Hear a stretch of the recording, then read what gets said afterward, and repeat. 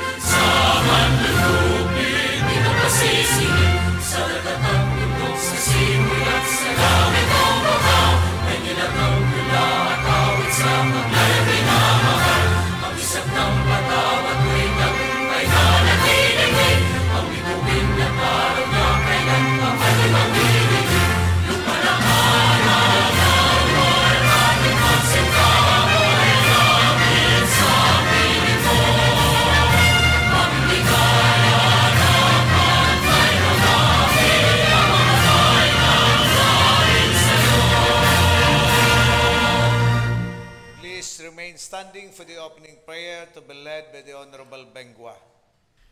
In the name of the Father, of the Son, of the Holy Spirit. Amen. Sangguniang Panlalawigan prayer. Dear Lord, as we deliberate into this session, give us the wisdom to overcome passion. Give us that understanding heart to do away with prejudice. Give us the foresight to know what the future may devise. Give us the courage and strength to seek the truth and what is good. Give us the facility of language that we may be understood. And finally, our Lord, make us worthy public servants of this province. We deeply love and highly honor the province of Camarines Sur, the premier province of Bicol Region. Amen. In the name of Father.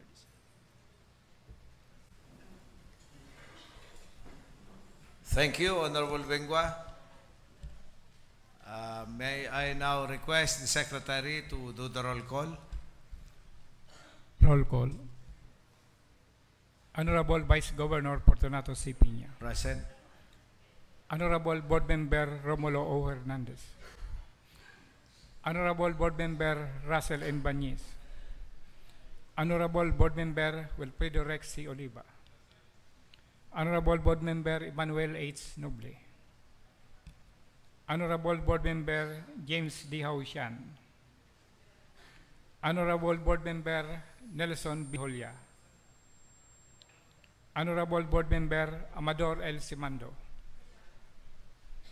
Honorable Board Member Helmar S. Pacamara. Honorable Board Member Salvador A. Senior Jr. Honorable Board Member George R. Bengwa. Honorable Board Member Nelly P. Largo. Your Honor, I hereby certify the existence of a quorum. Considering that we now have the quorum, we now proceed with our session. But I'd like to inform the body that we are using this hall temporarily because the Presidential Electoral Tribunal, the Supreme Court, has requested for the Sangguniang session hall to be utilized for the collection of the ballot boxes from the different municipalities relative to the electoral protest filed by the former Senator Bongbong Marcos against Vice President Leni Robredo. So we will be holding our session here until the next session next week. So please try to understand and bear with us as we need to accommodate the request duly approved by the Governor, the request of the Supreme Court through the PET, the Presidential Session. What's next? Approval of the agenda, Your Honor. The Honorable Oliva is now recognized as the floor leader. Any inclusions? Yes, the Honorable Pacamara. Next is Honorable Simando. Thank you, Mr. Chairman. Good afternoon. Before I include for business for the day this item, may I first know from our Secretariat if the manager from the Civil Aviation Authority, the operations manager of Philippine Airlines, and the Cebu PAC are here today. The manager of CAAP, Your Honor, will be represented by Miss Evelyn Sonia Trinidad, Acting OIC, Naga District. Miss Grace, Happy Grace M. Casas, Your Honor, cannot attend. And actually, the manager is Mr. Erwin Montas. He called me up this morning and he informed me that he cannot be able to attend because of the canceled flights in Legazpi City, and they are attending to their clients, Your Honor. Together with Ms. Mapi Dalisay, the station officer of Cebu Pacific Air also texted to me just lately na she cannot be able to attend also because they are attending to the passengers of the canceled flights in Naga City Airport, Your Honor. Thank you. Only Miss Evelyn Sonia Trinidad represented Monico Basaliote, Your Honor. Thank you, Mr. Chairman, for that information. Actually, kung present po ko talaga, boss, I would like to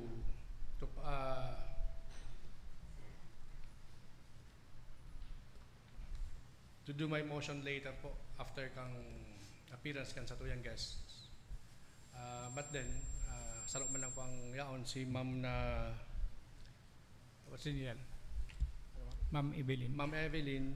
So, may I proceed? Please go ahead, please go ahead. For inclusion under business for the day, a resolution expressing the sense of the Sangguniang Panlalawigan of Camarines Sur to strongly oppose the move to reroute all flights in Naga Airport from Naga, Manila to Naga, Clark under business for the day. Under business for the day. Okay, any second? Duly seconded by Honorable Simando and Honorable Senior. Any objection? Hearing none, the same is approved. Thank you. The Honorable Simando is now recognized. Thank you, Mr. Chairman. This is for inclusion for other matters. This is in connection with the order of the Office of the President of the Philippines dated January 9, 2018, which the Sangguniang Panlalawigan has received on January 18, 2018, in connection with the administrative case number 003-2017, and which is now docketed before the Office of the President as OP-DC case number 18-A-001, captioned Honorable Thomas P. Bungalonta Jr., Appellant versus Yolanda M. Berinya Apili. For inclusion, Your Honor, under the other matters. Other matters? Yes, the Honorable Liba is recognized. Mr. Chair, actually, I will be asking the Sangguniang Secretary why he failed to include in the agenda the order from the Office of the President through Deputy Executive Secretary Ryan Alvin R. Acosta, considering that per record at my office, this is received January 18, 2018. So may I ask the Secretary why he failed to include this order, considering that this is of utmost importance because in the order, the Sangguniang Panlalawigan is being directed to transmit all the records of the case 15 days upon receipt of the order. Permission, Your Honor. Yes, please go ahead, Secretary. When the stay order was received by the office, Your Honor, board member Simando will bear me out, I called her and I asked if this will be calendared in the agenda. I was advised that to just follow the stay order within 15 days. And I have already instructed Mr. Gerald Pasir to submit the same to the office of the President, Your Honor. And probably the travel order is on February 1 and 2. And then, timely, on February 2, that will be submitted by Mr. Gerald Pasir to the office of the President, Your Honor. Anyway, Mr. Chair, my succeeding questions will be during the time that we will be discussing the inclusion made by the Honorable Simando, but I will be suggesting that instead of treating this under other matters, because it will not fall under other matters pursuant to our internal rules of procedure. Instead, I will be suggesting that this be included under administrative cases, considering that this is still under administrative cases, although the Sangguniang Panlalawigan have already disposed of the case. So my suggestion is to include this under matters under administrative cases.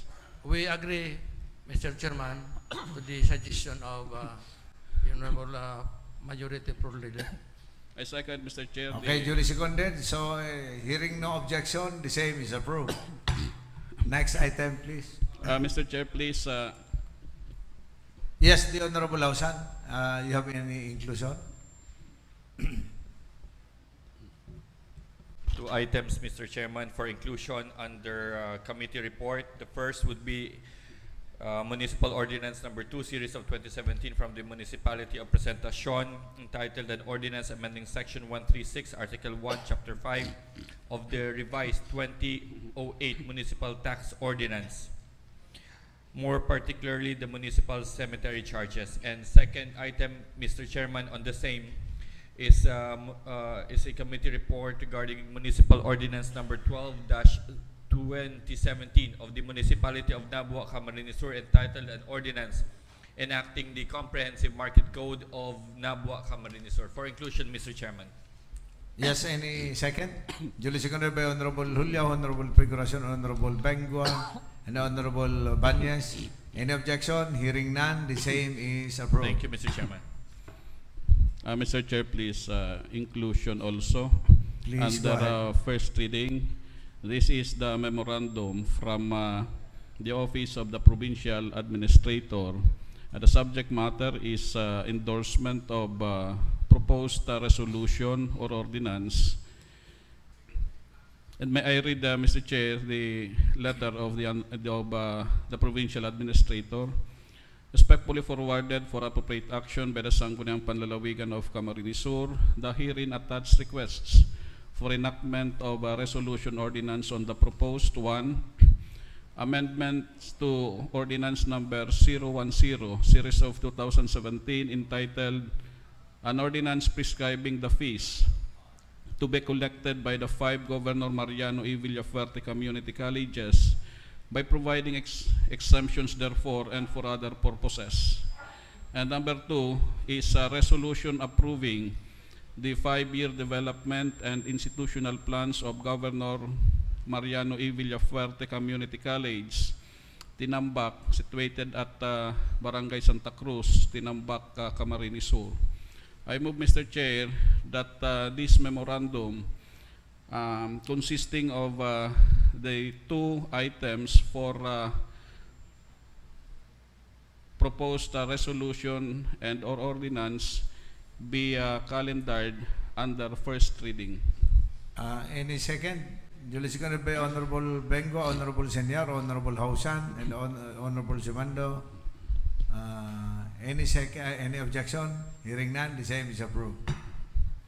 There being no more inclusion, Mr. Chair, I now move for the approval of the agenda as amended. Any second? Unanimously seconded. The agenda for today is hereby, as amended, is hereby approved. Next item.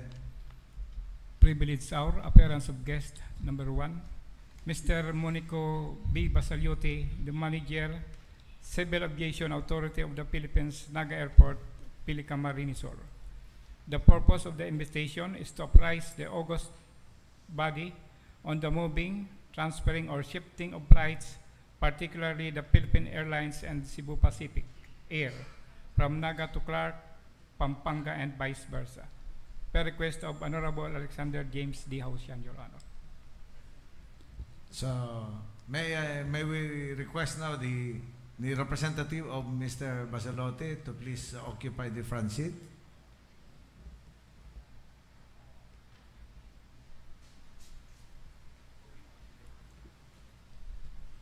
The two managers of the airline companies are unable to come.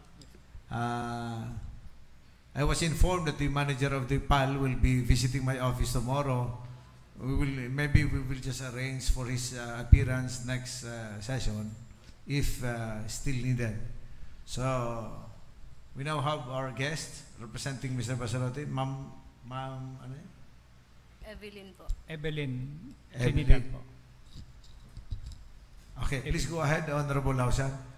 A pleasant afternoon. I am Alexander Hausyan, James Hausyan. You could address me as Honorable James. And then may I ask our guest to please introduce yourself again and kindly state also your position with the CAAP. Good afternoon, everyone. My name is Evelyn Soneha Trimidal. I'm actually the facility in charge of Naga Flight Services Station. I'm the Chief Operations of Naga Airport and also the acting OIC in the absence of the airport manager. That is Soneha, Madam? Soneha? Yes. You're currently the Chief Operations Head of CAAP Naga. Yes, sir. Yes, Madam. The reason why we ask for your presence is because may we know, first and foremost, if it is true that the Naga or Pili Manila route of the Philippine Airlines and at the same time of Cebu Pacific are now rerouted to Clark International Airport. Actually, sir, only the Philippine Airlines route is rerouted to Clark. Starting January 16, the Philippine Airlines flight is already on Naga Clark and Clark Naga. The Cebu Pacific still remains Naga Manila, Manila Naga. Yes. How about in the case of Cebu Pacific? Do you know of any information whether the same will follow? Actually, sir, before I came here, I inquired from the Cebu Pacific if there is any changes in their schedule. And according to MAPI Dalisay, there is no schedule as of today. Their schedule remains Naga Manila and Manila Naga. They have no plans, at least for the next month. They have no plans of transferring to Clark. For as far as you are concerned, Madam, why did PAL decide to have the Naga Manila rerouted to Naga Clark instead? Actually, it's not actually. It does not depend on the decision of the Philippine Airlines. I think it came from the higher ups. The reason why all the turboprops are being transferred to Clark, so that the traffic in Manila will be decongested.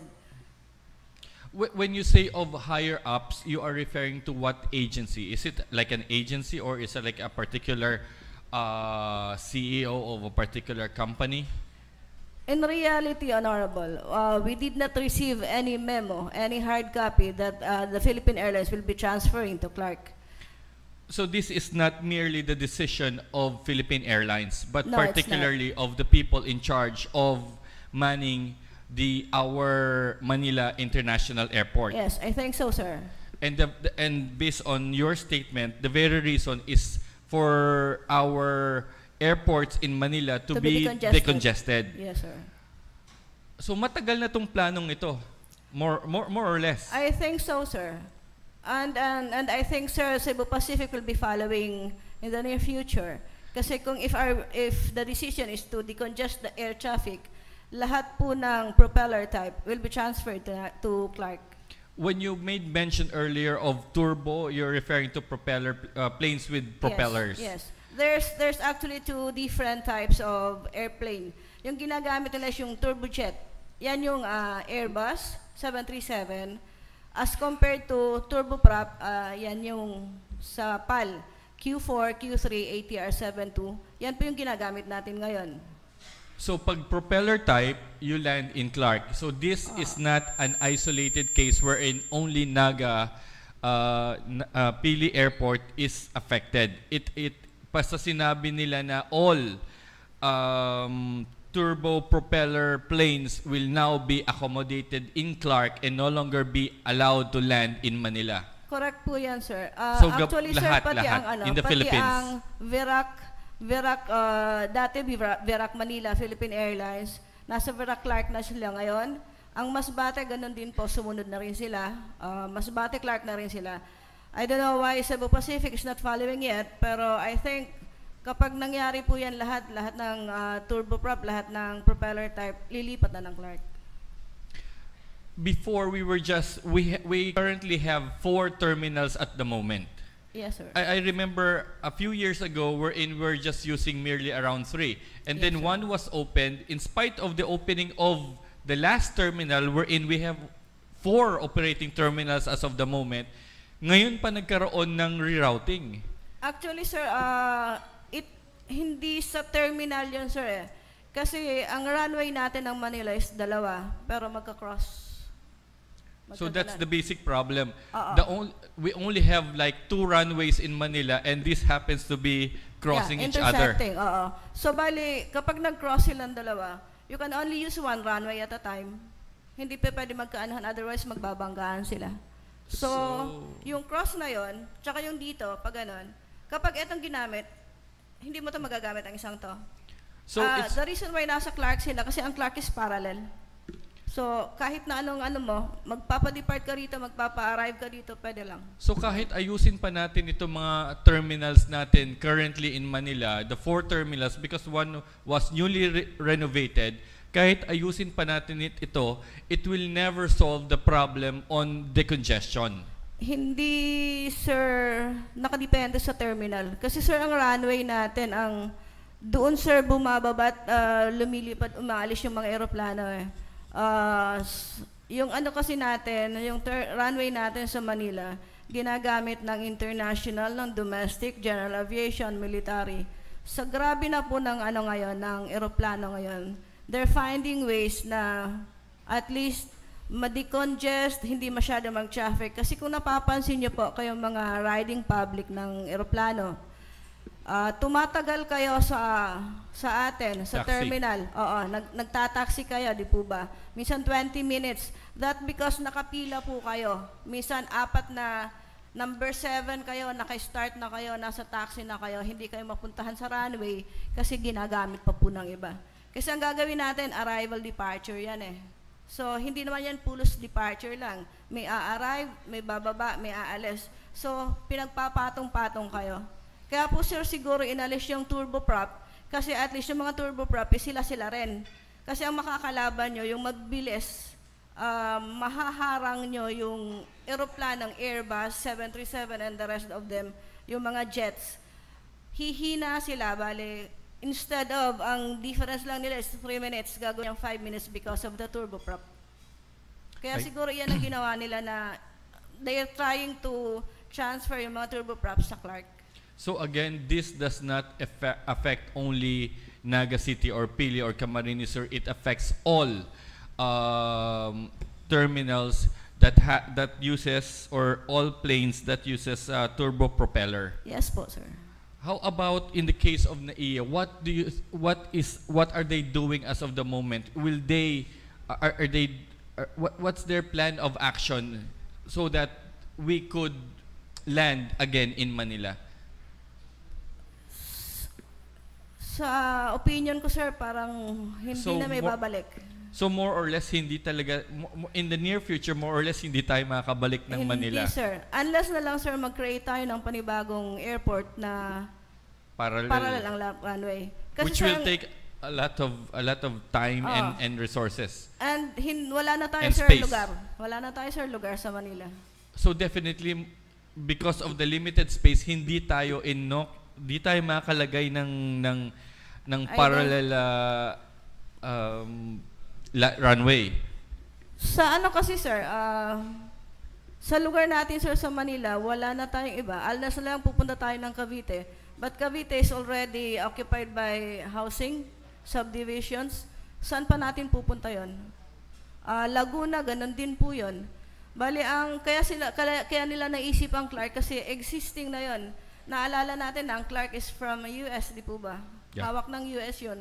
Maganda ang facilities ng Clark. And since hindi na rin naman ginagamit, wala na tayong base doon. So naisipan nila na doon.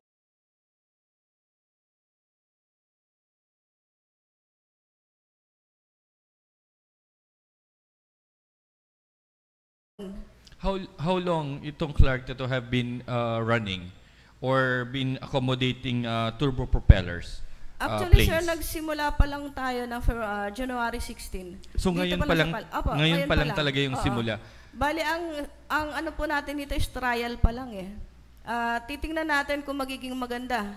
Hindi pa naman masisiguro yan na talagang forever, parang ganon. So hindi pa naman talaga like definite na doon na talaga ang naman. Manila Naga Clark.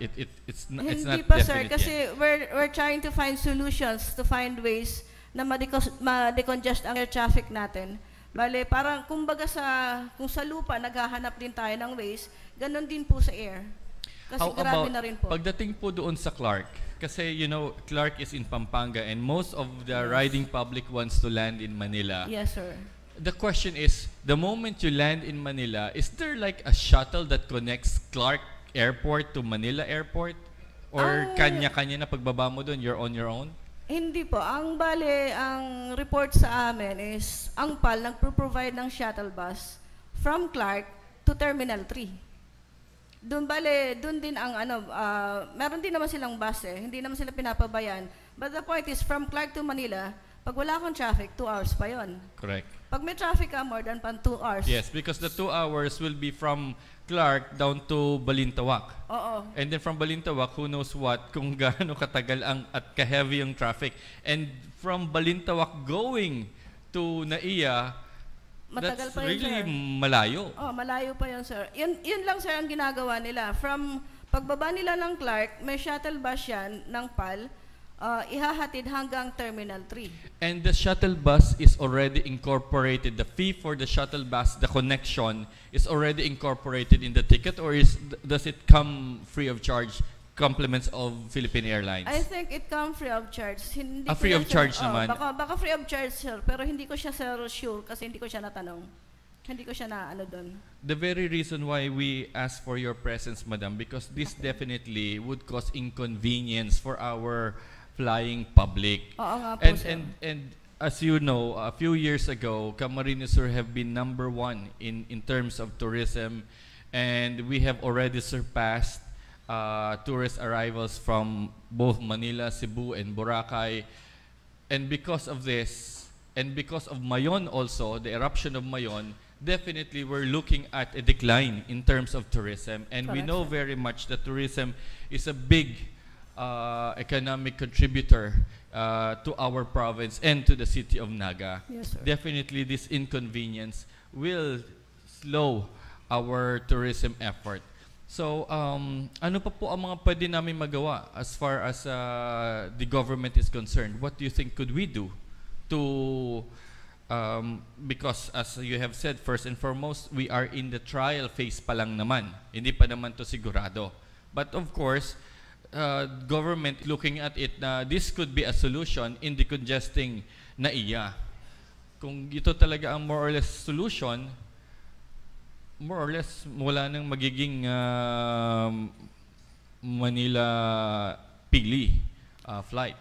Pwede, sir, na mapashorten natin ang Clark Manila, but it will take years para mag-provide tayo nung sinasabing transportation from Clark to Manila para mabilis. I think may narinig ako noon pa na bullet train from Clark to Manila. Will it be possible na 30 minutes lang? I think 20? that would take more or less around 3 to 5 years in the making. Correct, sir. And if we are to wait for the rehabilitation of our Pili Airport, that will also take 9 years. 9 years. Yes, sir. 5 to 9 years. 5 to 9 years. So we're looking at more or less ending in Clark. Clark. And that's not less than 2 hours away from Manila. That's really quite So ngayon, sir, wala akong nakikitang ibang solution except to adapt. So at the moment, tsatsaga muna tayo sa Cebu Pacific. Yes, sir. How about in the case of with this Mayon volcano eruption? Pwede ba tayong humingi ng consideration with NAIA management that since they are accommodating Legazpi, Manila route, baka pwede tayong pagbigyan since they are no longer using, most of the flights are canceled in Legazpi, so baka pwede tayo temporarily maka-land sa Manila. Pwede rin siguro, sir, pero ang Legazpi, Manila, they're using Airbus eh. So, okay sila dun sa NAIA. Sa atin is turboprop eh. And sa ngayon, what I'm saying, since most of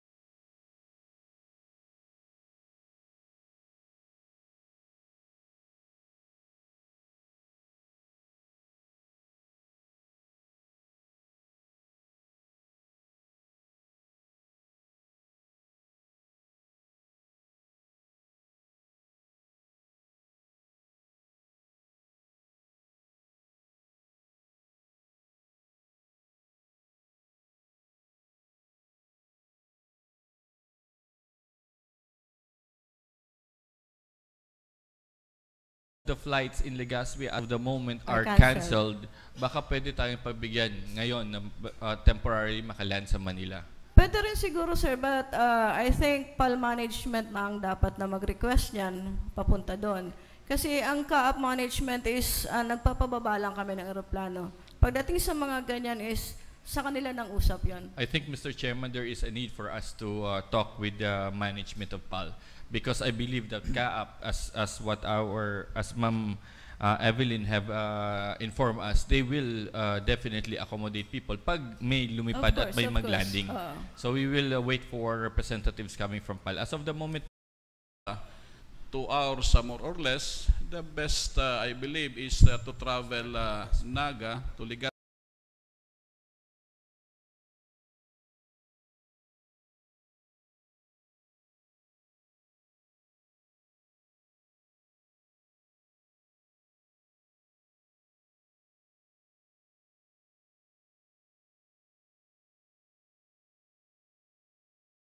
Of airplanes.